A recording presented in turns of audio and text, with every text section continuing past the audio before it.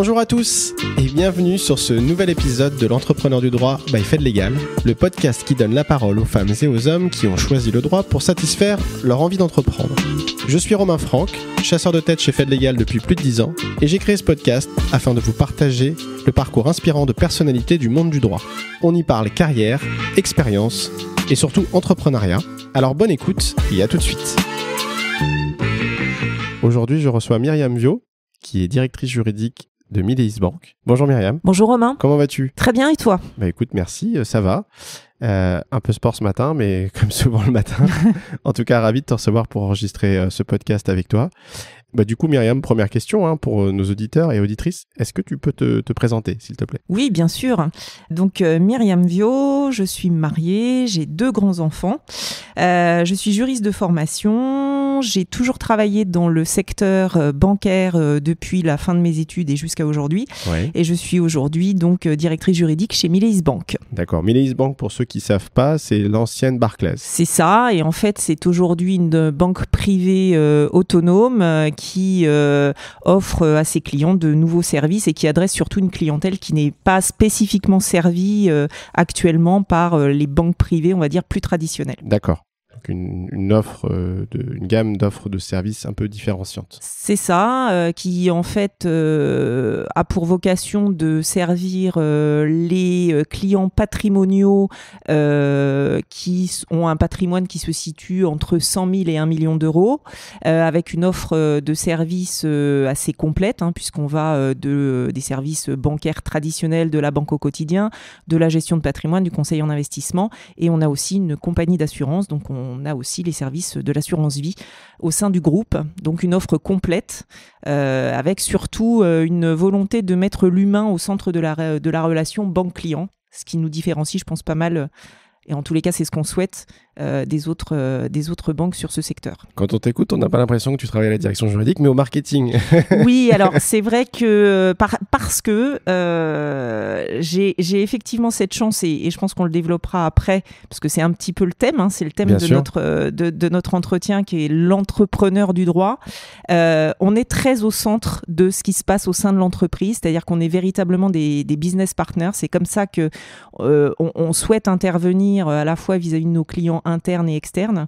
Et donc, on est, oui, très au centre du métier. On travaille avec eux tous les jours. On sait ce qu'est leur quotidien. Et on fait en sorte de les accompagner au mieux. Donc, oui, on connaît bien, ce qui se passe au sein de l'entreprise. Tu pourrais les remplacer au pied levé s'ils étaient malades.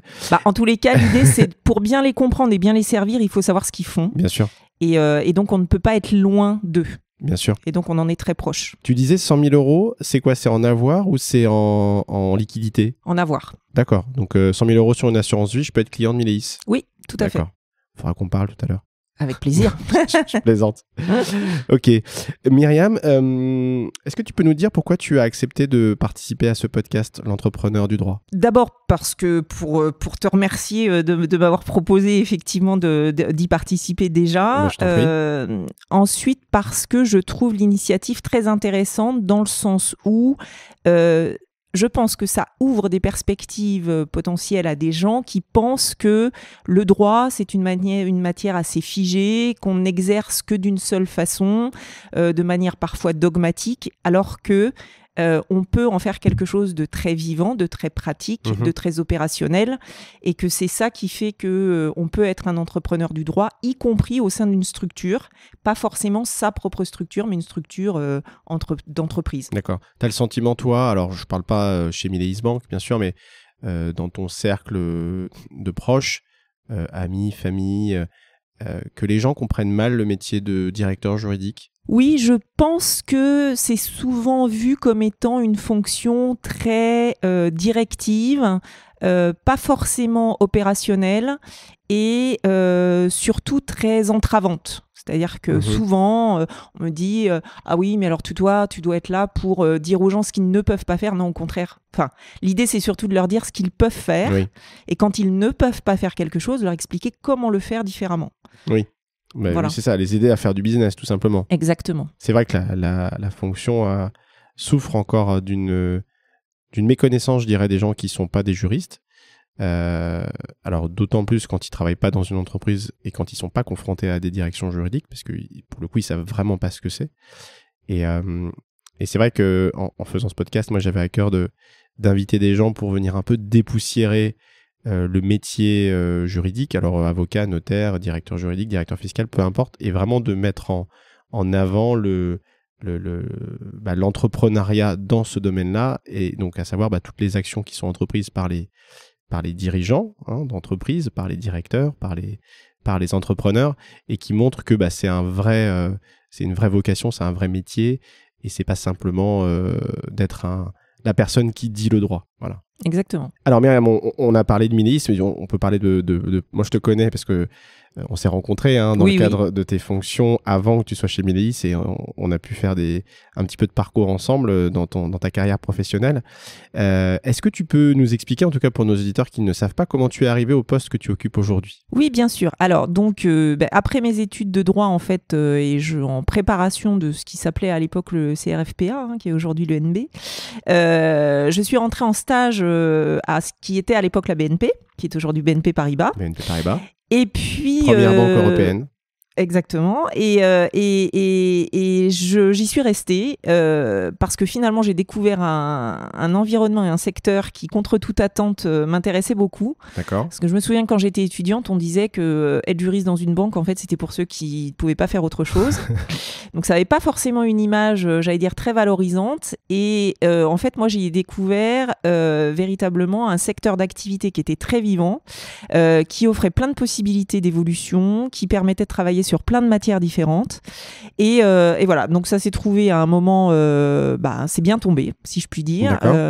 Je suis restée donc chez BNP pendant très longtemps. J'y ai occupé plusieurs postes. Oui, c'est l'avantage d'une banque comme BNP, c'est ça. Que tu peux évoluer dans le temps à différents postes et à différentes directions, même parce que la direction juridique de BNP Paribas, c'est gigantesque. Donc, c'est gigantesque. Alors, c'est vrai qu'au fur et à mesure des années, elle a beaucoup évolué aussi. Elle ressemble plus aujourd'hui à ce que moi, j'ai pu connaître quand j'y étais. Mais c'était l'avantage, effectivement, des grosses structures, en principe, ou en tous les cas, quand on a les opportunités qui se présentent. Et après, il faut savoir aussi les prendre, parce que voilà, il y a une part de volonté personnelle, de chance aussi.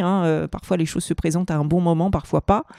Moi, j'ai eu la chance que ça soit toujours présenté à un bon moment. Donc, c'est vrai que je reconnais que j'ai été chanceuse de ce côté-là. Mais est-ce que tu penses... Alors, je te coupe là-dessus, mais est-ce que tu penses pas... Parce que souvent, les gens disent « Ouais, j'ai eu de la chance, j'ai été chanceuse. » Est-ce que tu penses pas que c'est toi, avec tes qualités, qui a su provoquer des opportunités et que tu les as saisies et que du coup, on appelle ça un peu la chance, mais finalement, c'est aussi lié à ce que tu as pu entreprendre. Non, mais ça, je pense que oui. Quand je dis la chance, c'est-à-dire en tous les cas, une bonne conjonction ou une bonne coordination des planètes, j'allais dire, entre une évolution de carrière, une volonté à un moment donné de se dire, tiens, je vais peut-être changer, j'ai peut-être envie de changer de fonction, j'ai peut-être envie de changer d'univers, et quelque chose qui se passe, une proposition, et puis on se dit j'y vais. Je me souviens par exemple que lorsque j'ai changé de poste la première fois, donc j'ai commencé chez BNP, j'étais juriste au service contentieux recouvrement affaires spéciales, donc c'était tout ce qui était recouvrement de créances, que ce soit crédit, c'était les entreprises, les particuliers, etc.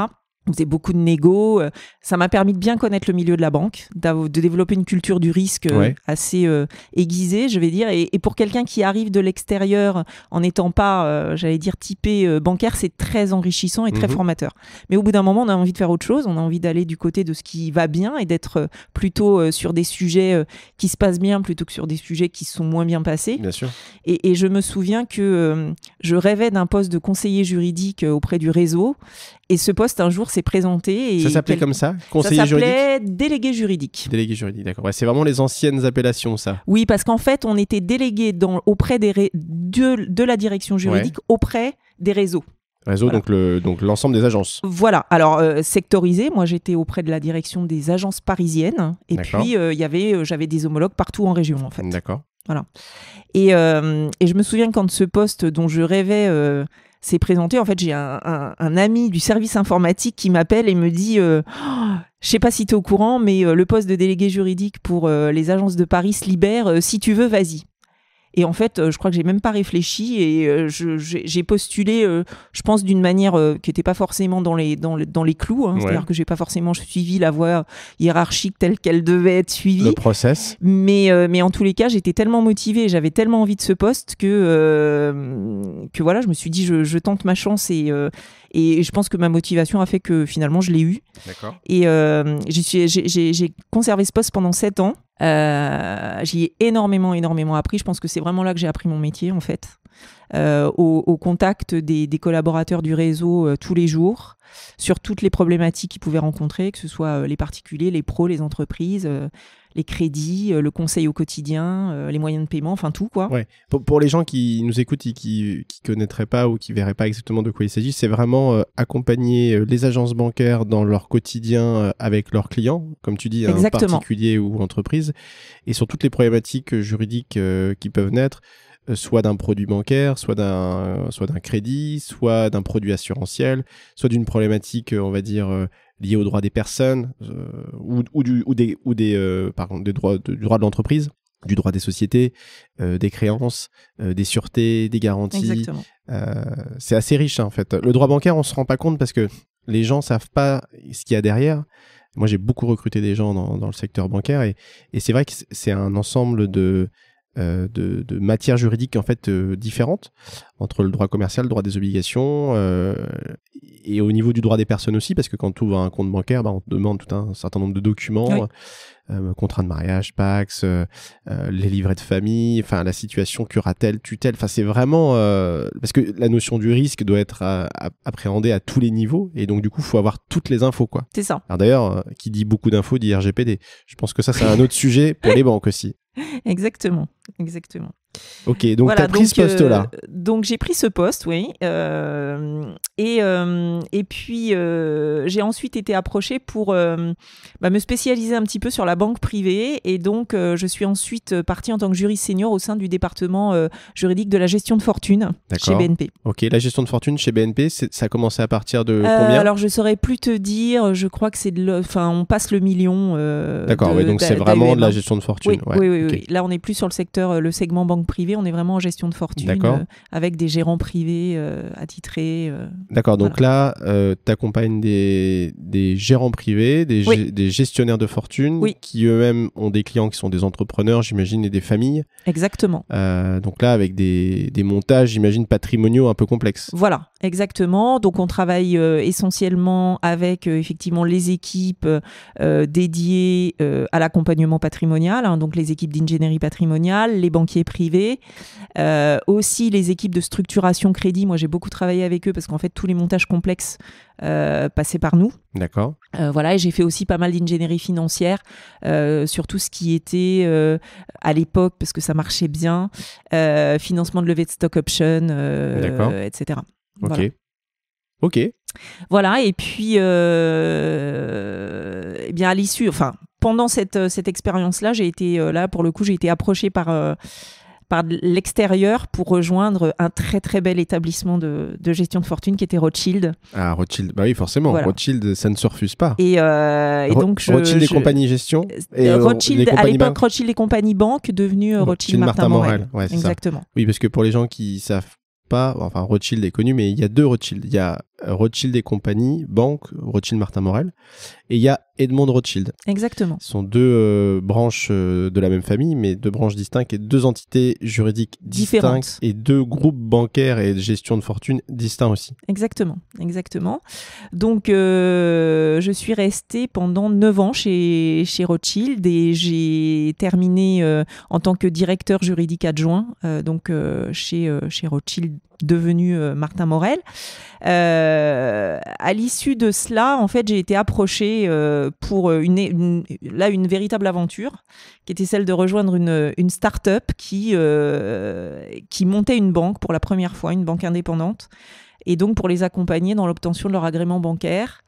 Et là, je me suis dit, d'ailleurs, c'est là qu'on s'est connus. Voilà, Romain. C'est comme ça qu'on s'est rencontrés, parce que c'est dans ce cadre-là que je t'ai chassé. Exactement. Et c'est vrai que l'aventure, alors là, c'était vraiment une aventure, hein, parce que c'était quand même un vrai challenge, m'a plu sur l'aspect technique. C'est-à-dire que je me suis dit que j'aurais jamais cette occasion autrement que de participer à la création d'un établissement bancaire. Ça faisait partie, je pense, des... Bon, ça faisait des années que ça s'était pas fait sur une banque indépendante, sur un établissement totalement indépendant. Et puis, il y avait tout cet aspect, notamment agrément, que je ne connaissais pas du tout. En fait, j'avais jamais travaillé sur ces sujets-là. Ouais. Avec la CPR, du coup. Exactement. Donc, et puis, il y avait tout un volant corporate, puisqu'en fait, là, j'avais le poste de secrétaire général. Donc, je prenais à la fois les aspects création de toute l'entité sous l'angle juridique, mais aussi l'aspect corporate et puis l'aspect relation avec le régulateur. Et donc, ça m'a paru très, très intéressant de le faire. Donc, c'était une aventure, parce que je me souviens, quand je t'ai approché pour ce poste-là, tu as eu beaucoup d'énergie positive et de curiosité à prendre ce poste de secrétaire général, parce que justement, il te permettait aussi de sortir un peu de ta zone de confort. Oui. Et t'étais hyper, je me souviens, t'as été hyper, pendant tout le process, entre guillemets, fraîche. Alors, je sais pas si c'est le bon terme, mais en tout cas, avec beaucoup de curiosité, d'envie, de motivation. Et je pense que c'était à la hauteur de ce que ce poste nécessitait, en fait. Oui.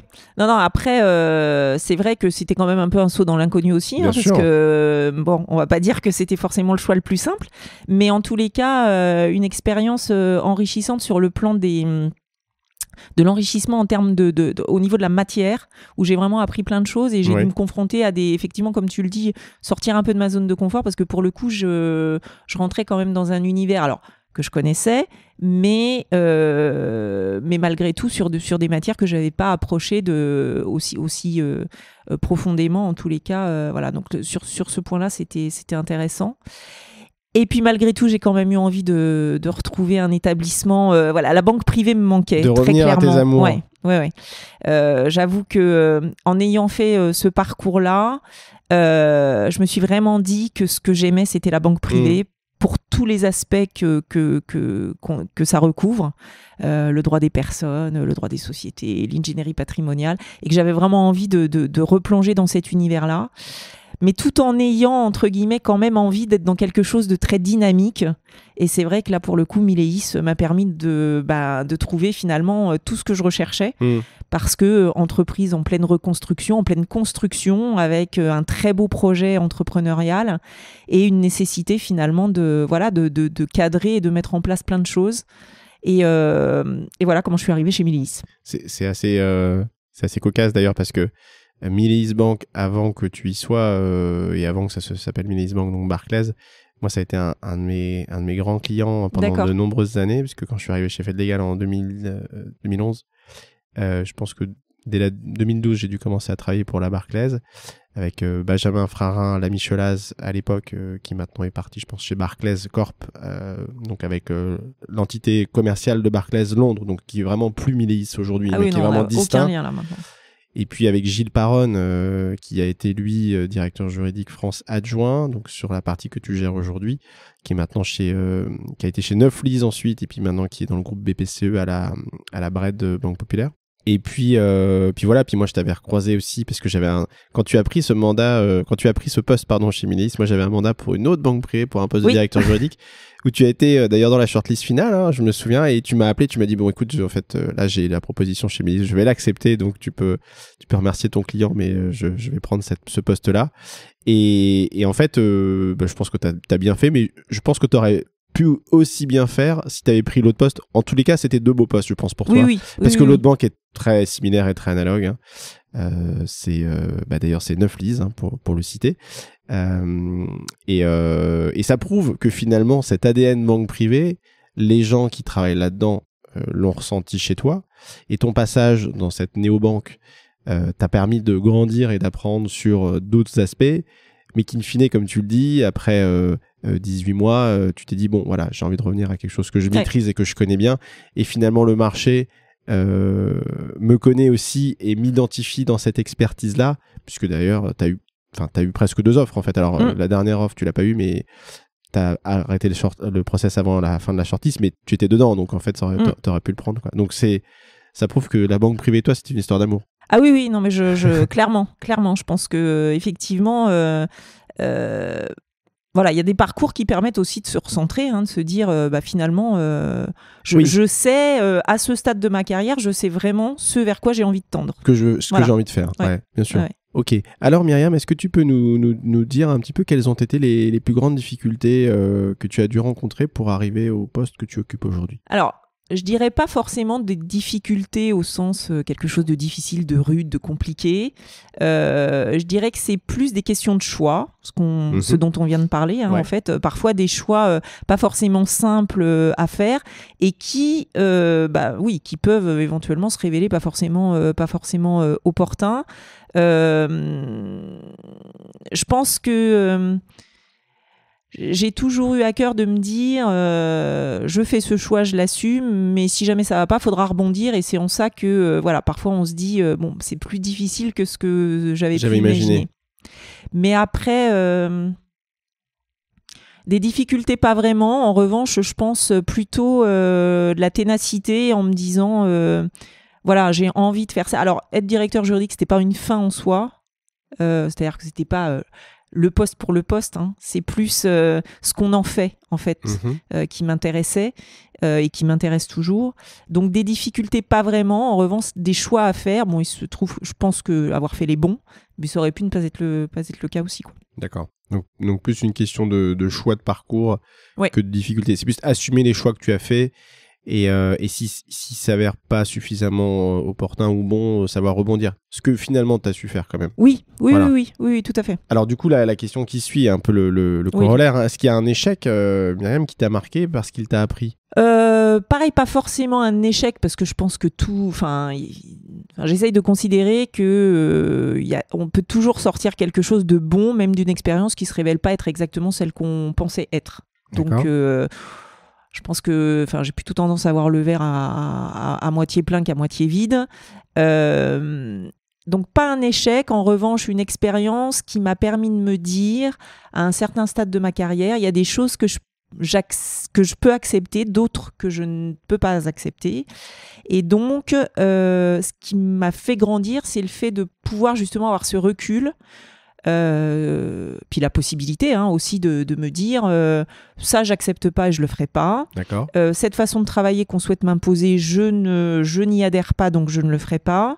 C'est pas ma façon de voir les choses, ni dans l'exercice de mon métier, ni dans les valeurs de cette entreprise correspondent pas à ce qui est mes valeurs ou l'entreprise pour laquelle j'ai envie de travailler, ou bien les valeurs des gens avec qui je partage mon quotidien ne sont pas les miens. Et ça, alors c'est encore une fois, c'est pas un échec, c'est plutôt une vision des choses qui correspond pas à ce qu'on voulait. Et là, je pense que faut savoir se dire non, ça me correspond pas, donc je cherche autre chose et je pars. Oui, c'est ça. C'est-à-dire que finalement, une situation qui se déroule pas comme tu l'as imaginé ou qui prend pas la bonne direction, tu la subis pas et tu changes, quoi. Ouais, mais je pense que ça vient avec le temps. C'est-à-dire que quand on est tout jeune juriste, ou quand on vient d'arriver, ou même avec quelques années, on n'a pas forcément cette maturité-là, et c'est bien normal. On n'ose pas. D'ailleurs, je pense qu'il faut peut-être pas oser, parce que c'est peut-être pas avec le même recul et la même appréhension des événements. En revanche, avec le temps, on sait aussi je pense qu'on sait aussi ce qu'on vaut et ce qu'on veut. Oui. Et par rapport à cela, on est à même de faire effectivement des choix et de pas tout accepter. Et en cela, des expériences parfois compliquées, moi en tous les cas ça a été mon cas, une expérience pas aussi géniale que ce que je pensais m'a permis, entre guillemets, de me dire, de savoir réellement ce que je voulais, ce que je ne voulais pas, ce que j'acceptais, ce que je n'acceptais pas, et ce vers quoi je voulais tendre. Voilà. Comment tu définis, Myriam, ton rôle et tes missions dans ton poste actuel ? Alors, mon rôle et mes missions. Alors, mon rôle en tant que directrice du service juridique, c'est avant tout d'être garante au sein de l'entreprise de la bonne application du droit dans toutes ses composantes. Donc nos missions, c'est d'accompagner toutes les équipes de l'entreprise qui peuvent nous solliciter dans leur quotidien, de façon à leur permettre permettre de réaliser leur propre mission dans des conditions juridiques conformes, encadrées, de les aider à mettre en place des projets, de les aider à sortir parfois de situations un petit peu complexes, de les aider à avancer aussi. On est beaucoup sur des phases de mise en place de projets, de chantiers, où on est en fait dès le départ impliqué. Donc ça nous permet aussi, c'est très intéressant parce que de voir un projet naître, mais d'y avoir participé depuis le début. Ça, c'est quelque chose que moi j'essaye vraiment de faire en sorte que les équipes soient impliquées dès le deuxièmement, parce que déjà ça nous permet d'avoir une vision globale d'un sujet, ce qui est quand même pour l'appréhender, ce qui est plus simple. Et puis deuxièmement, voilà, d'être à côté d'eux, donc d'entreprendre avec eux. Et là, on est dans l'entrepreneur du droit, vraiment. Ouais, j'aime bien cette vision et j'aime bien le répéter aux gens qui viennent nous voir et le dire sur ce podcast, c'est que en fait, quand on est juriste d'entreprise, directeur juridique en entreprise, on est un maillon de la chaîne économique de l'entreprise et on vient avec son expertise juridique participer à un projet et développer un produit, un service, faire en sorte que l'entreprise puisse développer son chiffre d'affaires, vendre sa prestation. Et en fait, le juriste, il est un maillon, en fait. Il est un maillon de cette chaîne de valeur. Et c'est pas juste comme un avocat qui intervient à un moment donné, soit pour finaliser un deal, soit pour défendre un client dans le cadre d'un contentieux, où il y a un vrai momentum, je trouve, dans le métier d'avocat, qui n'existe pas dans le métier de directeur juridique. Dans le métier de directeur juridique, c'est du contrôle continu, entre guillemets. C'est-à-dire que c'est toute l'année, on est dans des projets, et les projets, ils vivent avec l'entreprise, et donc les contraintes juridiques, elles vivent aussi avec l'entreprise. Quand on est avocat, il y a forcément des clients qui sont des entreprises ou des particuliers, il y a aussi des contraintes juridiques avec une vie, enfin un moment. Mais l'avocat, lui, il intervient à un moment donné pour dire voilà, maintenant, ce que vous devez faire, ce qu'il faut faire, comment il faut le faire. Et puis souvent, il rend sa consultation, il rend son travail, il fait son contentieux, ses conclusions. Et puis ensuite, il y a une décision qui va être rendue, il y a une suite qui va être donnée. Il n'est pas forcément là. Il est là au moment où on l'a sollicité.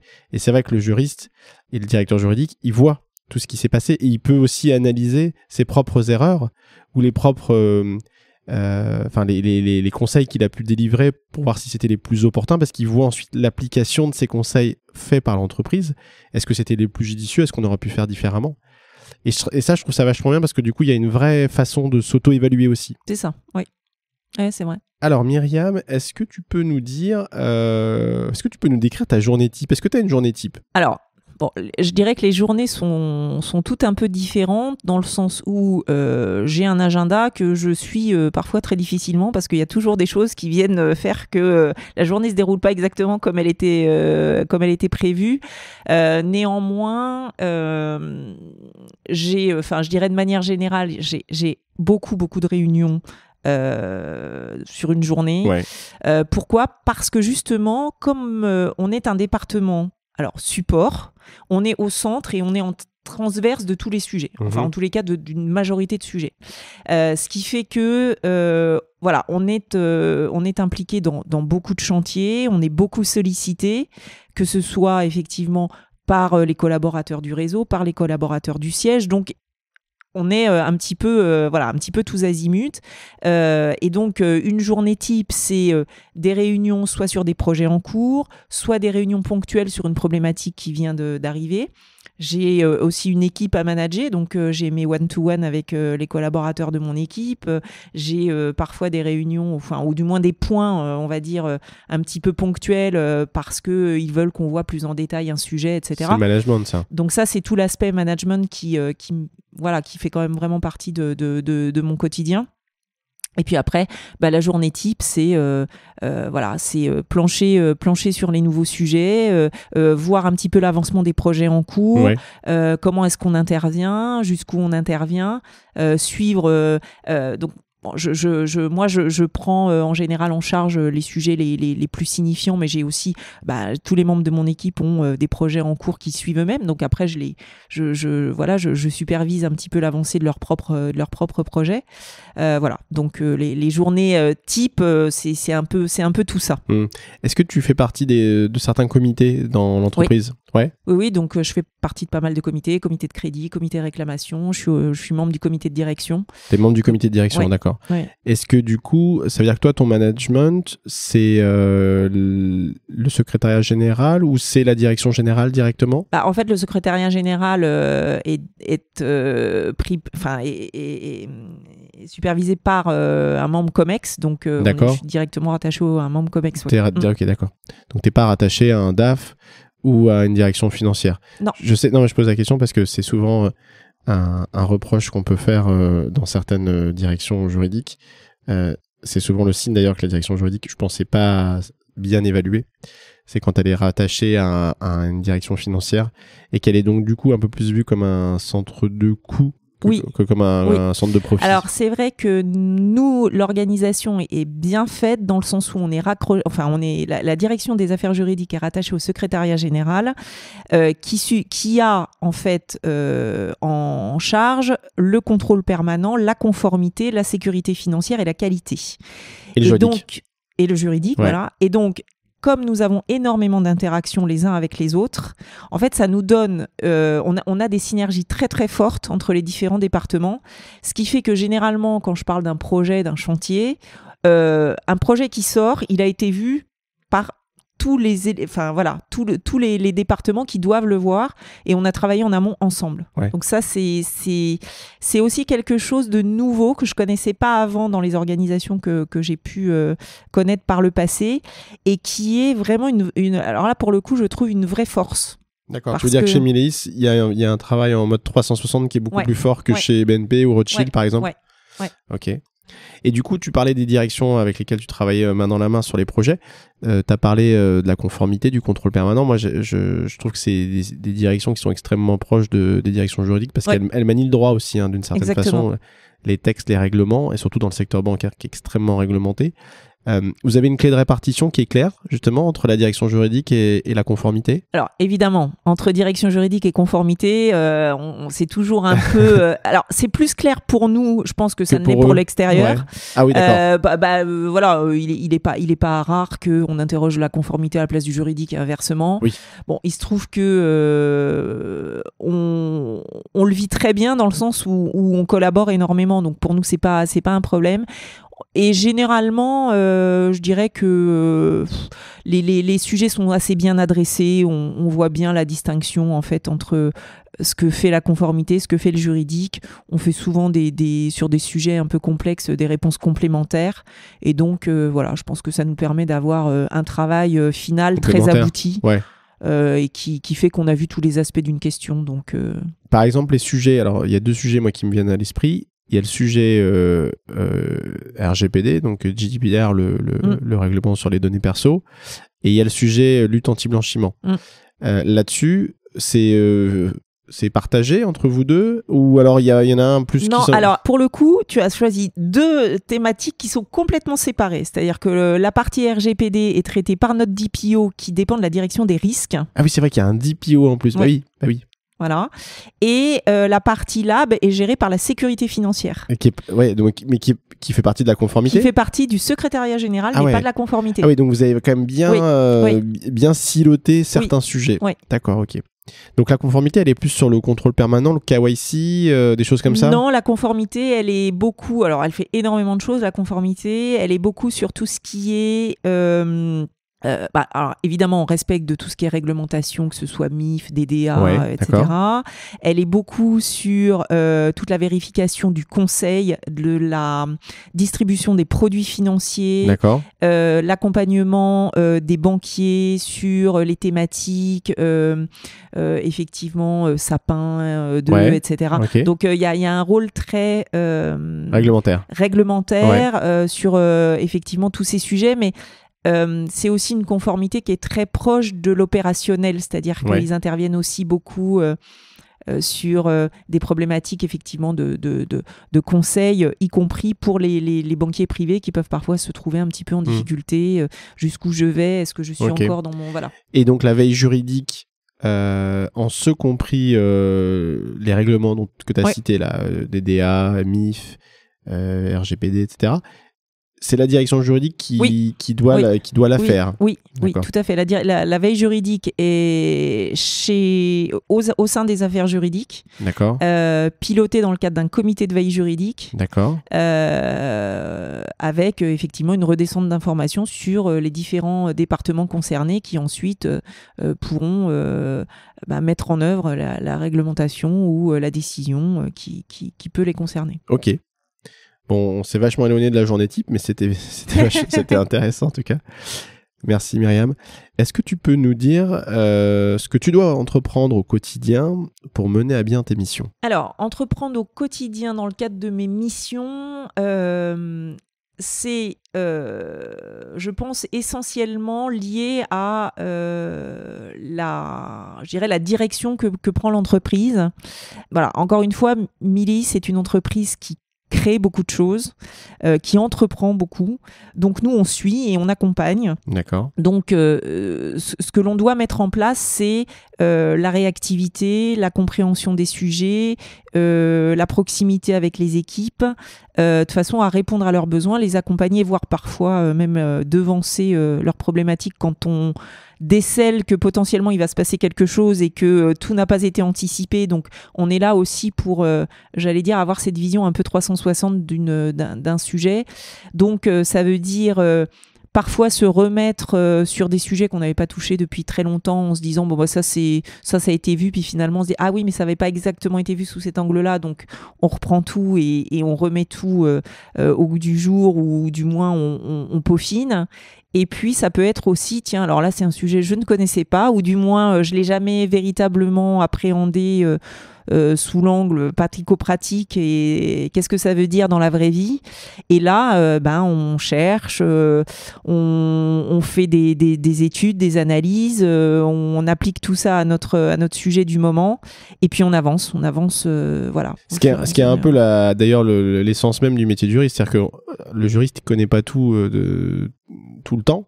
Le droit évolue et donc lui il doit se former aussi avec l'évolution du droit. Et puis il y a toujours des sujets qu'on n'a pas vus, des situations juridiques nouvelles, et même s'il y a eu des précédents qui étaient analogues ou similaires, parfois les situations juridiques sont quand même un petit peu différentes, donc on peut pas avoir le même raisonnement juridique.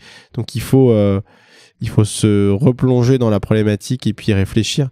Moi je me souviens, pour avoir été un petit peu juriste avant de changer de métier, c'est vraiment un métier de réflexion et d'analyse, et je trouve ça assez fort, parce que à force de le faire, on est presque, alors je ne veux pas dire qu'on est aussi bon qu'un opérationnel, mais on pourrait presque basculer à l'opérationnel, parce qu'on a tellement été confronté aux problématiques que les opérationnels rencontrent et à régler ces problématiques, qu'à un moment donné, on se dit, bah attends, si moi je veux passer opérationnel, ce que certains juristes font parfois dans le cadre de leur carrière, c'est faisable. Oui, tout à fait. Après, je pense qu'il faut avoir l'envie aussi de le faire. Moi, je pense que j'ai vraiment vu une évolution, en fait. Je pense que le métier a changé. Le métier de juriste ou le métier d'entreprise a changé. Alors après, lié sans doute à l'évolution des entreprises, lié aussi peut-être à l'évolution des mentalités et de la volonté de ne pas se réduire finalement à quelqu'un qui dit le droit et puis qui va pas au-delà. En tous les cas, moi, ça n'a jamais été ma vision, en tous les cas, de l'exercice de mon métier, parce que je trouvais ça beaucoup trop réducteur et puis un petit peu embêtant, en fait, pour tout dire. Donc, je pense qu'aujourd'hui, on l'exerce différemment si on le veut bien. Je pense néanmoins qu'on y est un peu obligé, et qu'un juriste d'entreprise qui aujourd'hui serait trop dogmatique, très sincèrement, ne ferait peut-être pas de très long feu, parce qu'on attend autre chose. Les entreprises attendent autre chose de leurs juristes. Elles attendent aussi un petit peu d'initiative, d'innovation, de création. Alors évidemment, pas en faisant n'importe quoi, mais c'est aussi ça. Le métier de juriste d'entreprise, et je pense en cela il a évolué, il a changé. On attend aujourd'hui autre chose, et il faut être en rendez-vous de cela. Oui, c'est finalement le métier de juriste d'entreprise aujourd'hui, il doit être beaucoup plus entrepreneurial qu'avant. J'ai reçu dans ce podcast il y a quelques jours Tony Vedi, qui est directeur juridique des opérations du groupe Carrefour, qui me disait que pour lui, effectivement, les juristes devaient prendre des risques. Alors, les expliquer, les maîtriser, mettre de la pédagogie, mais que s'il n'y avait pas un peu de prise d'initiative, une certaine forme de prise de risque et de sortir un peu des sentiers battus et d'aller au-delà, de devancer, comme tu le dis, les problématiques et d'apporter un conseil un peu plus sur mesure et pas uniquement en réponse à une problématique donnée, enfin, c'est ce qui faisait que tu étais un bon juriste en fait. Oui. Et que sinon, comme tu disais, voilà, si tu te contentes de répondre aux questions, de dire le droit, mais t'es pas dans une démarche proactive, finalement, c'est pas ce qu'attendent les entreprises aujourd'hui. Mais à l'inverse, c'est pas le plus simple. C'est même beaucoup plus compliqué. Bah oui, parce que en fait, on n'est pas formé à ça. Alors, quand je dis quand on sort de la fac, non, pas du tout. On n'est pas du tout formé à ça. D'ailleurs, Mylène Baucher, avocate en restructuring que j'ai reçue aussi, me disait finalement, même à l'EFB, on t'apprend pas à être un entrepreneur, on t'apprend à être un avocat. Et ensuite, quand tu te rends compte qu'être avocat, c'est aussi gérer sa compta, ses factures, le management, les charges, les locaux, enfin bref, tout ce qui fait que tu dois pouvoir exercer ton métier, on nous l'apprend absolument pas quand on est à l'école du barreau. Et on nous prévient pas de ça, que c'est un métier d'entrepreneur. Et si on n'est pas prêt à ça, on peut tomber de haut, quoi. On peut un peu tomber de haut. Et il y en a d'ailleurs qui veulent pas être avocats ou qui veulent pas devenir directeur juridique parce que la partie un peu entrepreneuriale les rebute. Ouais. Le commercial, le fait d'anticiper, le fait d'aller voir les autres directions, de proposer des choses, d'être force de proposition, c'est hyper important. Et c'est vrai que quand on est à la fac de droit, on se dit pas, oula, il va falloir que je fasse tout ça, on se dit juste, il faudra que je sache expliquer le droit à l'entreprise, oui. quoi. Oui. Ce qui est quand même loin du sujet final. Tout à fait. Alors Myriam, est-ce que tu peux nous dire quel type d'entrepreneur, alors j'avais mis entrepreneuse sur mon petit papier, mais en fait je me suis fait reprendre par Élise d'Angleterre qui me disait qu'entrepreneuse ça n'avait pas forcément une connotation très bonne, alors je ne sais pas si elle a raison ou pas. J'ai pas. Donc entrepreneur, je vais le mettre au féminin avec un E à la fin. Est-ce que tu peux nous dire quel type d'entrepreneur tu es ? Oui, je l'ai déjà un petit peu évoqué. Je pense que je dirais la première entre guillemets qualité qu'il faut avoir, c'est effectivement déjà c'est l'écoute de son environnement et de l'environnement dans lequel on évolue et pour lequel on travaille.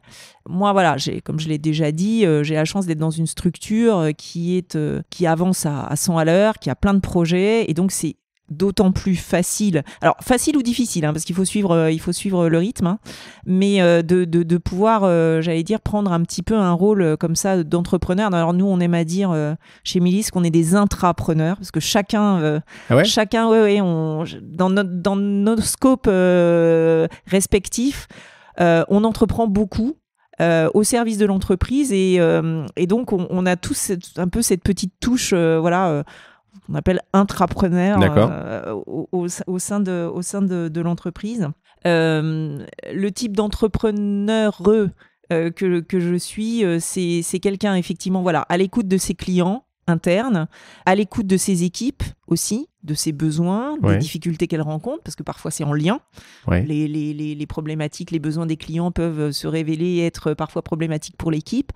Et puis, toujours dans une vision de construire quelque chose, en fait. D'accord. De se dire, on me pose telle problématique. Alors, oui, c'est un problème ou c'est une question. Il va falloir en trouver l'issue et en trouver l'issue dans la bonne voie. Alors, parfois, c'est pas toujours possible. Parfois, on nous pose des sujets, on se dit non, là, ça va pas le faire, ça va pas être possible. Mais l'idée, c'est jamais de dire non pour dire non. C'est de dire non en expliquant, d'essayer de trouver la solution qui va bien. C'est de s'investir dans des projets, dans des chantiers de bout en bout. Et pas de dire... alors ça, je l'ai connu au tout début de ma carrière, où justement, c'est en cela que je dis que le métier de juriste a changé, où on me disait non, mais attends, là, t'as répondu, après, c'est plus de ton ressort. C'est juridique ou c'est pas juridique. Sauf qu'en fait, oui et non.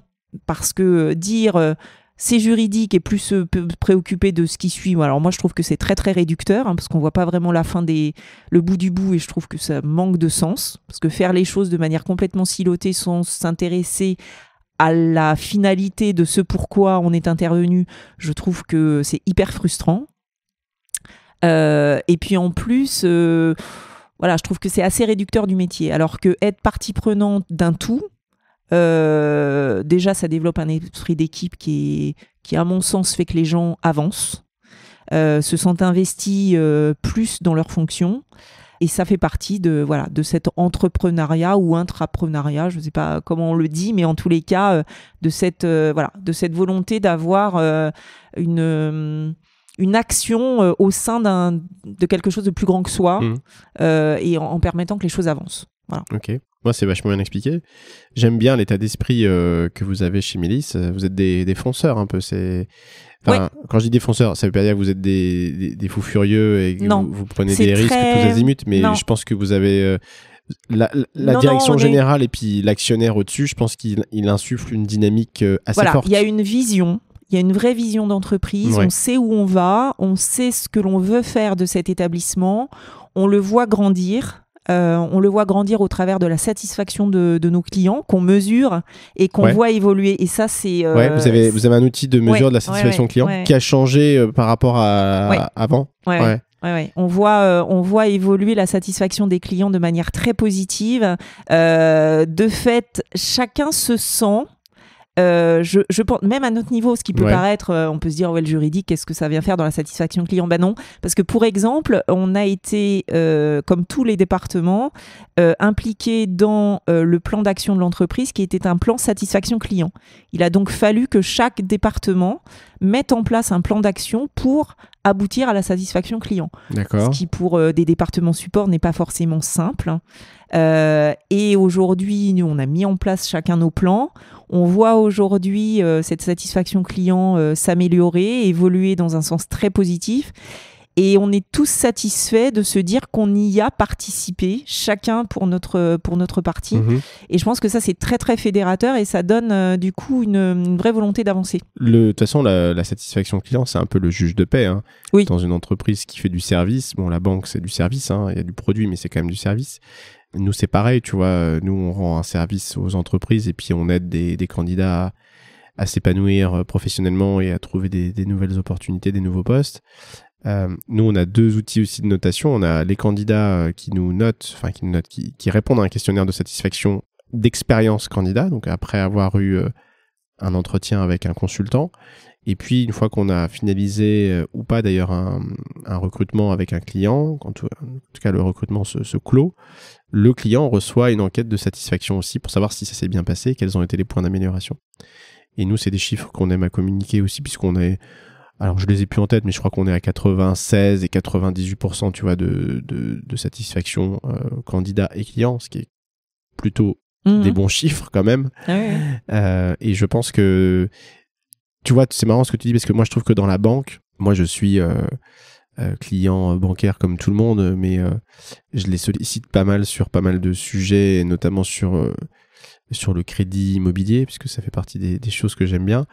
Et je trouve que la réactivité du banquier, la capacité à t'apporter une réponse assez rapide et puis circonstanciée, c'est pas toujours évident.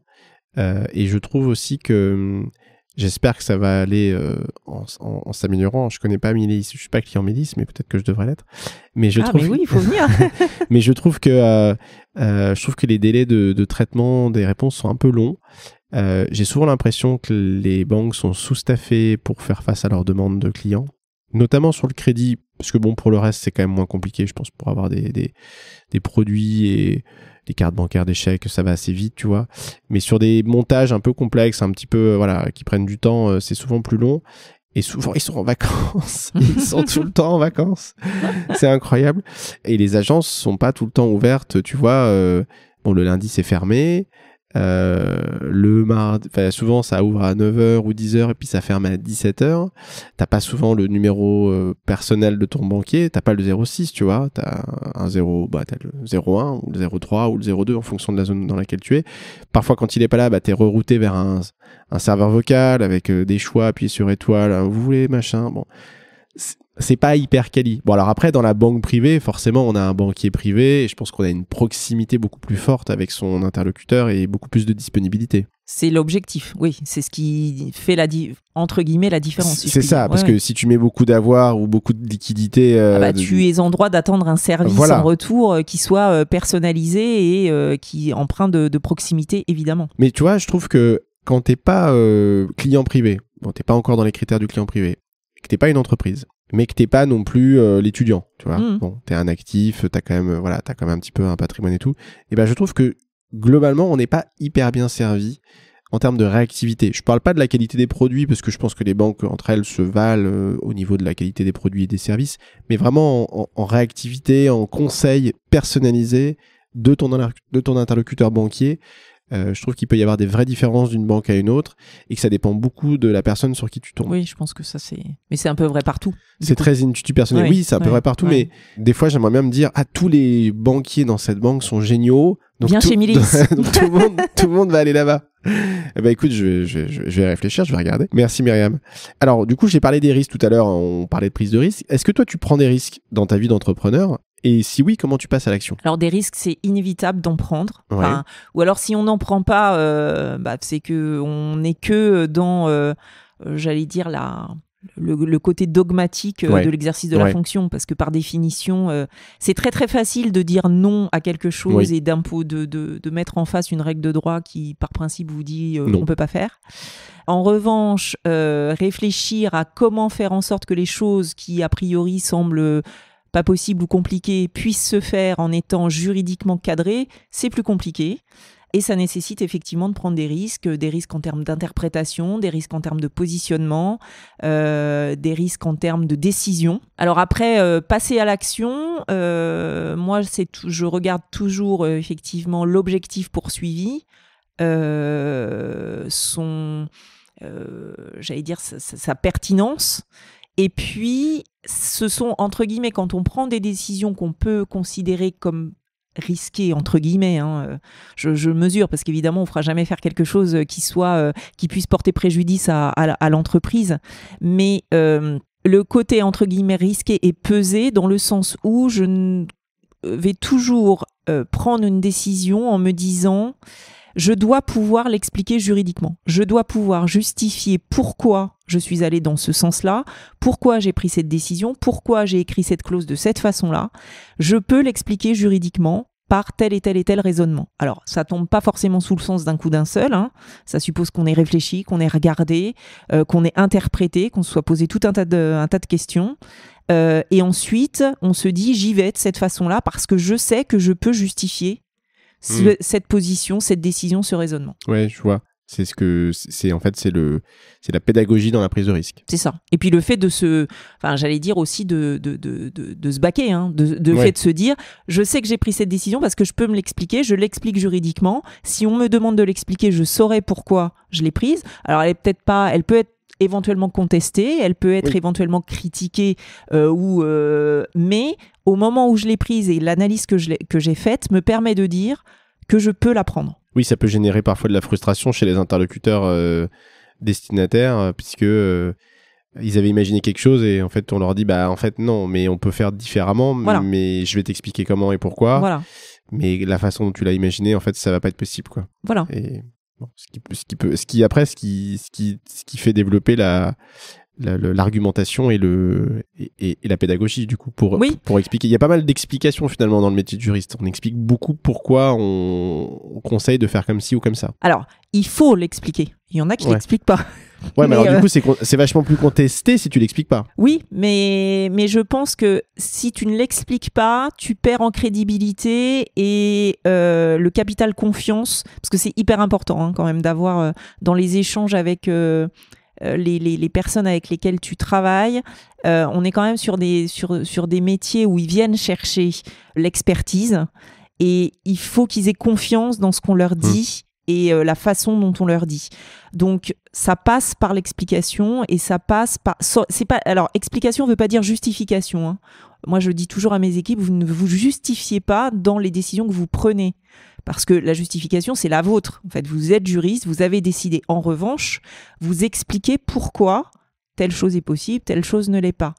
Et par contre, entre guillemets, ne vous censurez pas dans l'explication parce qu'elle est effectivement pédagogique, mais elle est aussi, elle a vocation à vous donner de la crédibilité. C'est-à-dire que quelqu'un qui dit non sans expliquer, je pense que demain, on le bypass parce qu'on se dit, oui, de toute façon, il dit tout le temps non, donc c'est pas la peine d'aller le consulter. En revanche, quelqu'un qui dit non, qui explique et qui trouve une solution, on reviendra le chercher lorsqu'il y aura une situation plus compliquée. Oui, parce qu'on va tout de suite voir qu'il a analysé, qu'il a trouvé, qu'il a pointé la problématique, qu'il a su la contourner et apporter une solution de remplacement, quoi. Exactement. Myriam, est-ce que tu peux nous dire ce que tu fais en fait pour progresser dans ton métier ? Je me tiens informée de ce qui... Alors, j'allais dire de manière générale, j'essaye de lire pas mal de choses. Voilà, un peu comme tous les juristes, hein, on essaye de se faire un peu notre veille. Ta veille juridique. Voilà, notre veille. Bon, c'est pas facile parce qu'on n'a pas beaucoup de temps à y consacrer tous autant qu'on est, mais on essaye de le faire au mieux. Alors moi, j'avoue que je co-préside la commission juridique de l'OCBF et donc forcément je suis obligée maintenant d'être beaucoup plus attentive en tous les cas de manière très très régulière à l'actualité juridique, jurisprudentielle. Donc ça c'est quelque chose maintenant qui fait vraiment beaucoup plus partie de mon quotidien. Avant j'étais plus, j'allais dire je recevais plus que je ne donnais, entre guillemets. Bon, bah là, maintenant, je suis bien obligée de... voilà, et c'est un exercice que j'aime bien, qui est assez formateur aussi, qui permet de pas mal échanger. Donc ça, c'est quelque chose de... qui m'aide... Le CBF, tu peux expliquer à ceux qui savent pas ce que c'est ? C'est l'organisme de coordination bancaire français, qui est un organisme de place, un petit peu équivalent, mais on va dire un petit peu moins grand que la FBF, auquel adhèrent la majorité des banques de taille petite et moyenne. D'accord. Voilà, puisque la FBF est plutôt ouverte, j'allais dire, aux très grands établissements de réseau. Oui. Voilà, donc qui est un organisme de place qui fait essentiellement de la veille, de l'accompagnement des établissements sur toute la réglementation. Donc ça va du juridique à la conformité, en passant par la lutte anti-blanchiment, les moyens de paiement. Voilà, ça a aussi une vocation très opérationnelle, hein. Il y a des groupes de travail et des commissions qui sont très très opérationnels, notamment sur tout ce qui est opération moyen de paiement. Tu rencontres tes homologues là-bas ? Oui. D'accord. Donc c'est aussi un moyen de réseauter, quoi. Exactement. Ouais, tout à fait. Ok. Donc là-dessus, sur la partie veille juridique, tu te formes pas mal, quoi. Oui. Est-ce que tu peux nous dire ce qui te motive le plus dans ta vie d'entrepreneur ? Je dirais que, ça a dû se sentir depuis le début de l'entretien, mais je dirais les nouveaux projets. Les nouveaux projets, les nouvelles questions. On a cette chance, mais je pense que c'est particulièrement vrai chez Mileis. Je pense que c'est vrai aussi dans d'autres établissements. C'est quand même, il faut quand même avoir à l'esprit que, contrairement à ce qu'on peut penser, le droit bancaire est un droit qui bouge énormément. Alors, peut-être trop parfois. Mais il y a énormément de choses qui changent. Donc on est obligé de beaucoup s'intéresser finalement à des sujets très très variés pour pouvoir ensuite les mettre en application. C'est pas forcément toujours simple, c'est pas forcément toujours plaisant parce qu'il y a des réglementations qui sont pas très très drôles à mettre en œuvre. Mais c'est essentiellement les projets, les nouveaux sujets qui sont motivants parce que on sait qu'on va pouvoir aller toucher du doigt quelque chose de nouveau ou interpréter quelque chose dans un nouveau contexte.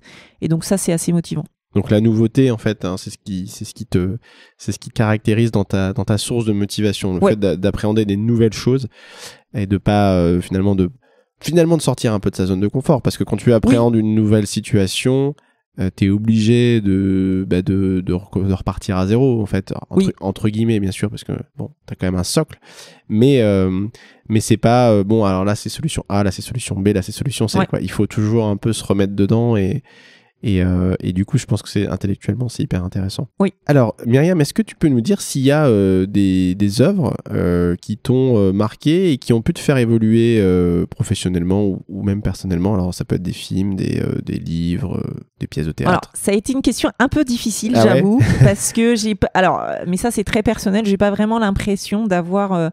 j'allais dire dans mes lectures, dans les films, des choses qui m'ont beaucoup influencé. Alors j'ai quand même réfléchi et je me suis dit, et c'est venu d'un coup, donc je me suis dit que c'était probablement quelque chose qui m'avait marqué. M'est revenu en mémoire effectivement ma lecture du portrait de Dorian Gray d'Oscar Wilde.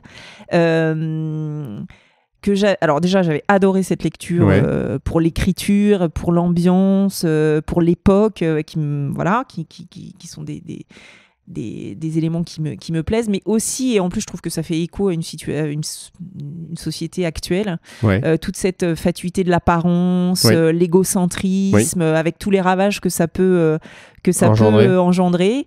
Et je pense que moi j'en ai retiré, en tous les cas à titre personnel, le fait de se dire il faut être soi, il faut s'accepter tel qu'on est, il faut savoir ce qu'on a envie d'être et pas forcément donner uniquement une image qui corresponde à ce qu'on voudrait que les autres voient. Voilà, c'est quelque chose qui m'a... je l'ai lu très jeune et en fait, je l'ai relu. Je l'ai fait lire à ma fille qui a adoré.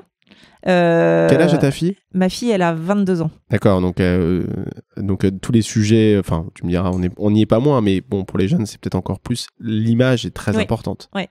Et elle en a pensé quoi ? Elle a beaucoup aimé. D'accord. Beaucoup aimé. Comme toi. Donc c'est bien, elle a déjà un regard critique sur tout ça. Oui.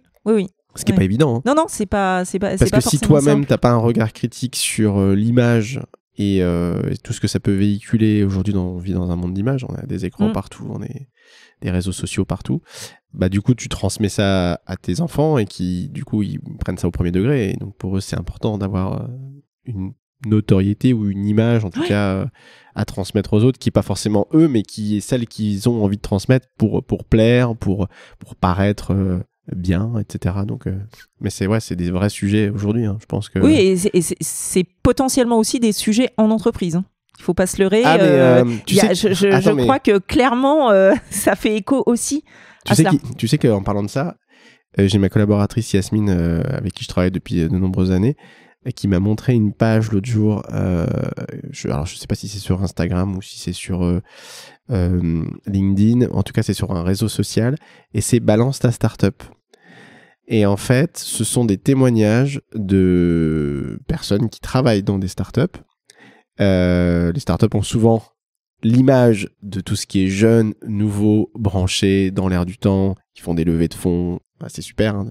Et en fait, ce qui est décrit dans ce blog ou sur cette page, c'est vraiment des situations plutôt peu enviables et mauvaises, en tous les cas en termes d'ambiance, en termes de comportement, alors je sais pas s'il y a du harcèlement, mais en tous les cas voilà, c'est des comportements répréhensibles, on va dire, et que comparativement à l'image hyper fraîche et tu sais enthousiasmante de la startup, quand tu le vis de l'intérieur, en fait ça peut être l'enfer.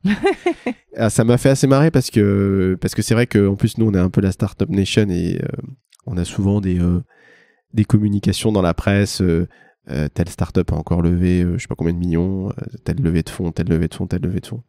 Il y a eu un édito il y a pas longtemps de Marc Fiorentino sur les levées de fonds et sur le fait qu'aujourd'hui tout le monde se congratulait sur les startups qui faisaient énormément de levées de fonds, ce qui était bien, hein, mais la finalité d'une entreprise c'est avant tout d'être rentable. C'est vrai. Et qu'on en oublie un peu la rentabilité et qu'à un moment donné, c'est bien de lever des millions, mais il faut que le produit ou le service derrière soit rentable.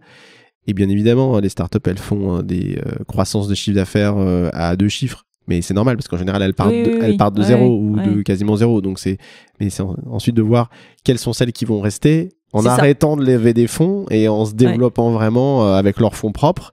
Et en capitalisant et voilà, et montrer qu'on a un produit, un service rentable. Et en fait, avec aujourd'hui l'excédent des liquidités, on disait en fait tout le monde trouve ça génial de lever des millions.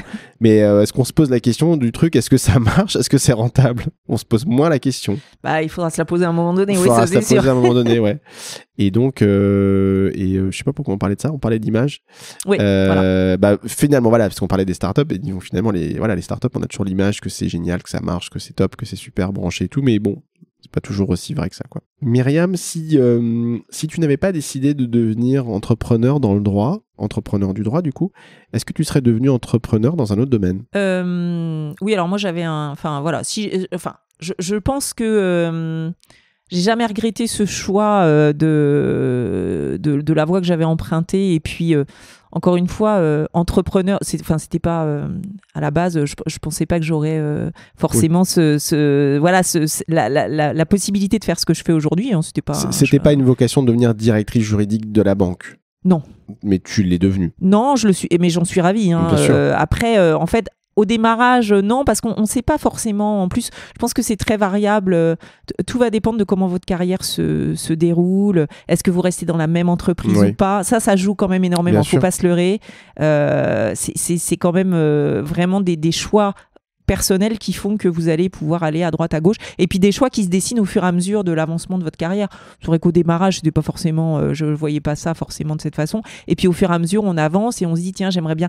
Et parce que j'aimerais bien faire ça, bah, c'est peut-être ce poste-là qui me permettrait de le faire. En fait, c'est plus ça que, voilà, c'est plus une volonté de pouvoir faire certaines choses et donc de se dire, si j'ai envie de faire ça, il faut que je sois dans cette, finalement, physionomie de poste-là, parce que ça me donne cette possibilité de faire des choses, alors que, voilà. Donc, mais sinon, dans un tout autre domaine, moi j'aurais adoré ouvrir un café littéraire. Donc voilà, ça aurait été. J'aurais fait ma petite entreprise. C'est la conjonction de deux amours, le café et la littérature. Exactement. Je peux t'offrir un café si tu veux, mais par contre, on n'a pas beaucoup de bouquins ici. On doit avoir des magazines. J'aurais bien aimé développer ça, mais bon, avec la crise qu'on vient de passer, je pense que ça aurait pas été génial pour moi. Là, mais voilà, en revanche, c'est quelque chose que j'aurais bien aimé. J'aurais bien aimé animer. Voilà, j'aurais vu ça dans un style très cosy, où on échange, où on s'enrichit des. Oui, il y en a. Il y en a pas mal. À Paris, je pense qu'il y en a quelques-uns, des endroits comme ça. Ouais. Ok, bah écoute, il est jamais trop tard. Hein. Peut-être que parallèlement à ton métier de directeur juridique, tu vas pouvoir avoir le temps d'ouvrir un café littéraire. Myriam, est-ce que tu peux nous dire quels conseils tu donnerais, toi, à un jeune juriste ou à une jeune juriste qui rêve d'occuper un poste de directeur ou directrice juridique et d'entrepreneur du droit? Je pense que la base, c'est vraiment d'être un bon juriste. Alors, je ne me lance pas des fleurs en disant ça. Hein. C'est pas le propos. Simplement, c'est un métier qui nécessite, je l'ai déjà dit, que vous... Alors, c'est pas inspirer confiance, mais en tous les cas, que vos interlocuteurs vous considèrent comme légitime et aient confiance dans votre analyse, vos propos, vos préconisations. Pour ça, il faut avoir des bases solides, il faut pas être à moitié, entre guillemets. Alors, je dis pas qu'il faut tout connaître, hein, c'est pas ça que je veux dire, mais ça veut dire se remettre en question, ça veut dire être à même quand on donne quand on donne une position, une décision, il faut avoir regardé, il faut être sûr de soi, donc il faut avoir quand même un bagage juridique solide, donc ça veut dire qu'il faut l'avoir éprouvé avant. Moi, je pense pas qu'on devient directeur juridique au bout de 3 ans d'exercice dans une entreprise ou voilà. C'est pas possible. Alors, si ça se fait, je pense que on voit vite les limites de l'exercice, ou en tous les cas ça peut pas se faire partout. Il y a peut-être des univers qui s'y prêtent plus, hein, et tant mieux d'ailleurs, hein, à ce que peut-être de très jeunes juristes puissent prendre des postes à responsabilité très tôt. Voilà, en tous les cas, dans mon secteur, je ne pense pas que ce soit possible et je ne pense pas que ce soit forcément souhaitable, parce que clairement, moi je me suis vraiment rendu compte que c'était toutes ces années en ayant vécu différentes expériences, en ayant connu différentes entreprises, en ayant travaillé sur différents segments de clientèle, différents secteurs d'activité, que je me suis dit, là maintenant je sais que je peux. Alors non pas que j'ai des craintes ou que je sois pas c'est pas ça, mais il faut quand même se dire que y a quand même beaucoup de choses qui reposent sur vos épaules. Vous avez aussi une équipe à manager, une équipe à qui vous suit, il faut l'accompagner, et pour ça il faut quand même avoir je pense un certain background en fait pour se sentir bien, je pense, dans ce poste-là. Donc, et pour se sentir bien et du coup pour avancer et pour entreprendre. Donc ce que tu nous dis en fait, c'est qu'il faut pas être trop pressé. Oui. En gros, faut un peu faire ses preuves, faut emmagasiner de l'expérience et faut devenir un bon juriste et gagner en légitimité. Ouais. Et puis il faut savoir se faire confiance. Ouais. C'est pas forcément simple en fait. Quand on commence à se faire confiance, on se dit bon, là je pense que je peux y aller. D'accord.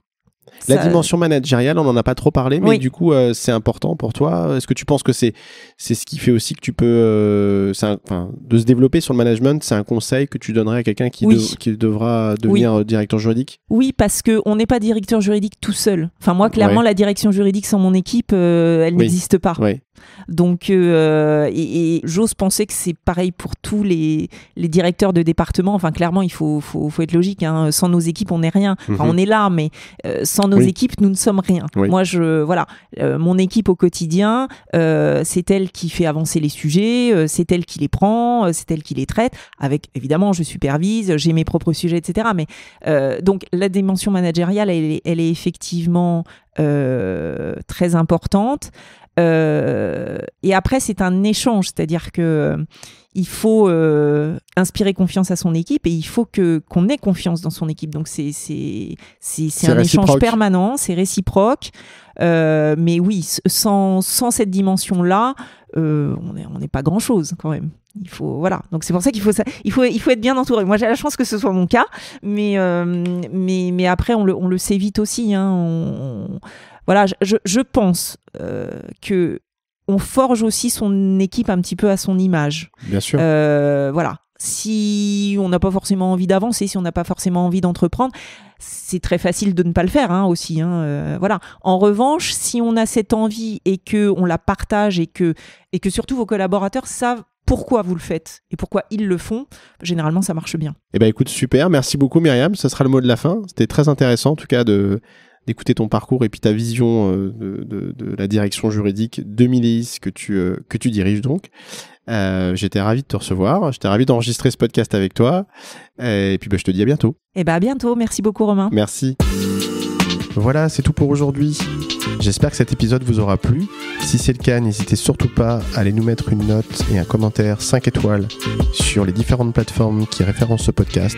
Ça nous aidera à avoir un bon référencement. Pour ma part, j'ai été ravi d'enregistrer cet épisode et de vous partager ce retour d'expérience. Je vous dis à dans 15 jours pour un nouvel épisode de l'Entrepreneur du droit by Faites Légal.